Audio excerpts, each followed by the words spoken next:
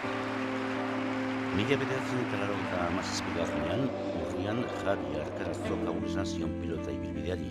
Eskerrik asko dan hori.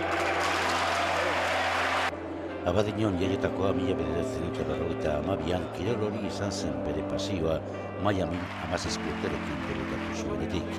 Hartzen utzi zituen Ameriketan pasatutako hainbat eta hainbat denboraldi. Miami, Hartford eta Tampako pilotalekuetara joan ziren zaleek bere jokoaz gozatzeko aukera izan zuten. Bera pilotari handia eta ingurukoak zer esanik ez, Bolibarko Txikito, Katxin Uriarte, Felix Tremen eta beste askorekin jokatu zuen.